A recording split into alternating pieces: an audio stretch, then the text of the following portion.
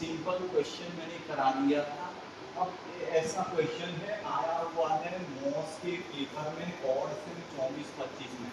The cantilever beam of length 2 meter is subjected to point load of 3 kilonewton at a distance of 2 meter। 2 metre की beam ही है और 2 metre की beam पे ही 3 kilonewton का load लगा हुआ है, ठीक है। 2 metre is subjected to a UDL of 3 kilonewton per meter or a total distance of 1.5 at fixed range। बद्ध सिरे से 1.5 मीटर की दूरी तक 3 किलोन्यूटन पर मीटर का क्या लगा है, यूडीएल लगा, यूनिफॉर्मली डिस्ट्रीब्यूटेड लोड, सम वितरित भार लगा है, सम वितरित भार। तो इसे क्या कहेंगे, बिंदु भार, पॉइंट लोड लगा। तो आपके फ्री एंड पे पॉइंट लोड है और बद्ध सिरे से क्या लोड है आपका, यूडीएल लगा, ठीक है, यूनिफॉर्मली डिस्ट्रीब्यूटेड लोड लगा। तो इसका हमें एसएफडी और बीएमडी निकालना है कहाँ पे, इस फिक्स्ड एंड पर। ये लिखा है calculate SFD and BMD at fixed end, ठीक है। तो इसके लिए देख कितने कट होंगे, इस कैंटिलीवर में हमें कहीं पर भी रिएक्शन निकालने की जरूरत नहीं है। सिंपली सपोर्टेड बीम में रिएक्शन निकालना पड़ता है। जैसे हम बताए थे सिंपली सपोर्टेड बीम के लिए अगर हमारा कोई ये है सिंपली सपोर्टेड बीम है और इसकी लंबाई L है, इसके मिड पर पॉइंट लोड W लगा है L/2 पर, इसका मैक्सिमम बेंडिंग मोमेंट कितना होगा, WL/4, ठीक है। अभी इससे पहले वीडियो में कैंटिलीवर बीम बताया था, इस पर फ्री एंड पर कैपिटल W लोड लगा है, तो मैक्सिमम बेंडिंग मोमेंट कितना होगा, -WL होगा। अगर हमारे पास सिंपली सपोर्टेड बीम है और इस पर पूरा यूडीएल लगा है L लंबाई पर, स्मॉल w किलोन्यूटन मीटर, तो इस पे mx कितना होगा, minus small WL square by 8 होगा, ठीक है। कैंटिलीवर बीम है और पूरे पर यूडीएल लगा है, तो इसका mx कितना होगा, minus small WL square by 2 होगा, ये सब। तो इस तरीके से हमने चार जो दिए हैं मैक्सिमम बेंडिंग मोमेंट निकालना है। अब यहाँ देखते हैं इस फिगर में कितने कट होंगे, 1 और 2 कट होंगे। कहाँ से लेते हैं, फ्री एंड से कट लेते हैं। तो पहला कट हम बनाते हैं जब x 0 से कितना है, यहाँ तक 0.5 मीटर, ठीक है, 0.5 मीटर पहला कट हो गया, ठीक है। x जब 0 से 0.5 है तो ये आ गया 3 किलोमीटर, और यहाँ पे हमने b दिखा दिया, यहाँ पे n दिखा दिया, इतनी डिस्टेंस x, ठीक है। तो क्या आ जाएगा, यहाँ पे हम शेयर फोर्स की इक्वेशन निकालें, -3 -0 b -3, पहला। दूसरा मूवमेंट की इक्वेशन निकालें, मूवमेंट कितना हो जाएगा, क्लॉकवाइज घूम रहा है, कहाँ पे, जहाँ पे हमने कट किया, ये कट किया है, तो इसी फिगर को हमने यहाँ ले लिया, जहाँ पर कट करेंगे उसकी दूरी x लेंगे, तो x कहाँ से कहाँ तक है, 0 से 0.5 तक है, ये मैंने माना है। तो इतनी दूरी हमने ले ली है, यहाँ पे ही हम कर्तन बल लगाए, यहीं पे ही हम बेंडिंग मूवमेंट लगाए, ठीक है। बंधन आघूर्ण इसे कहते हैं या नमन आघूर्ण इसे कहते हैं, ये लगा रहे हैं। तो माइनस है, फिर क्या आ जाएगा यहाँ पे, -3 × x, n की इक्वेशन आ गई -3x, इसी तरह स्ट्रेट लाइन इक्वेशन, और ये जैसा आ गया लीनियर इक्वेशन, ये दो बन गए। अब हम यहाँ पे क्या कर रहे हैं, इफ x = 0, v का मान -3, n का मान 0, n में इफ x = 0.5 मीटर, v का मान -3 किलोमीटर, n का मान -3 × 0.5, तो n की वैल्यू कितनी आ जाएगी, 1.5 किलोन्यूटन मीटर। तो n की वैल्यू एम की वैल्यू, वी की वैल्यू, वी की वैल्यू, इतना हमने देखना है। अब ये तो हो गया जब हमारा कट 0 से 0.5 हो गया, तो हमारे पास बेंडिंग मोमेंट की इक्वेशन और शियर फोर्स बेंडिंग मोमेंट की इक्वेशन आ गई। जब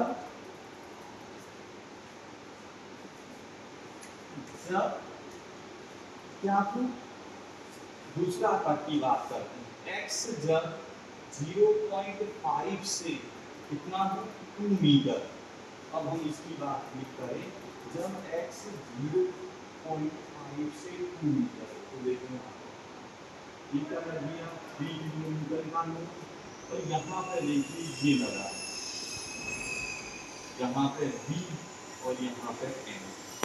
जहाँ तक हम कर करेंगे वहाँ तक की दूरी क्या मिलेगी x, ये कितनी हो गई 0.5 मीटर, तो ये क्या हो जाएगा x माइनस 0.5।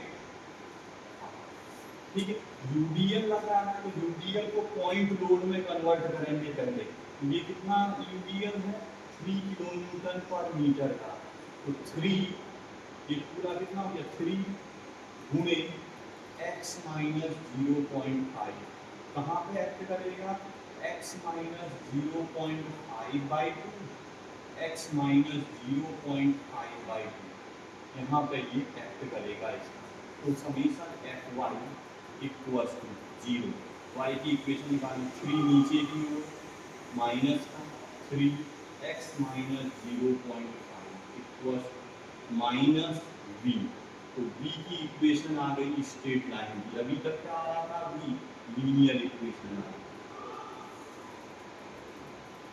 ये स्ट्रेट लाइन आ गई। ठीक है, अब दूसरा and if x equals to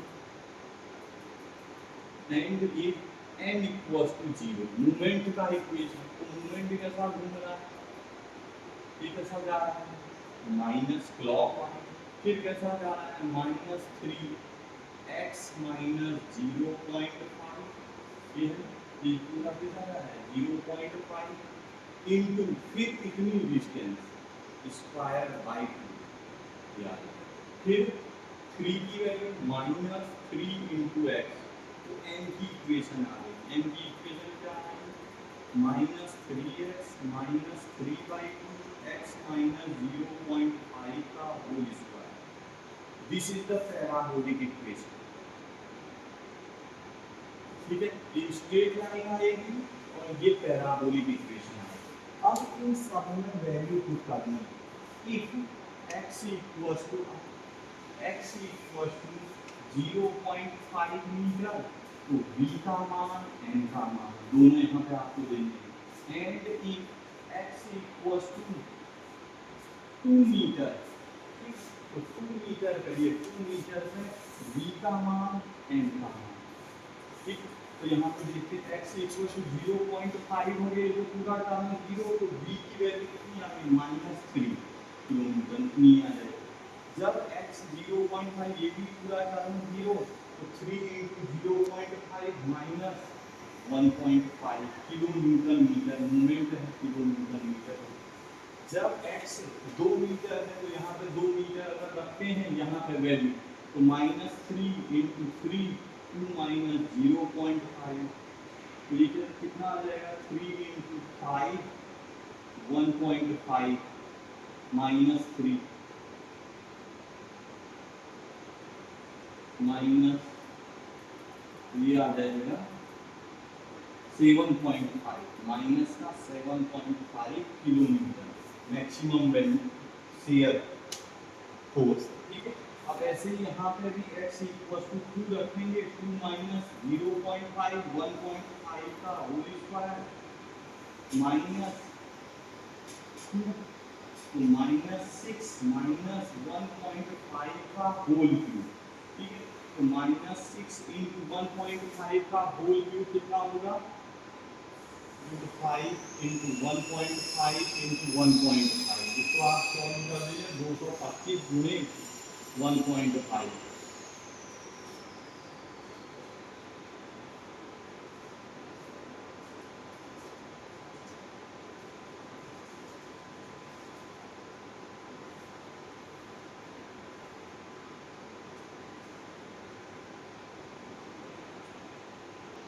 3.37, ये आ जाएगा -8.9.375। ठीक है, तो इस तरीके से हम ये आ जाएगा -9.375 किलो न्यूटन मीटर।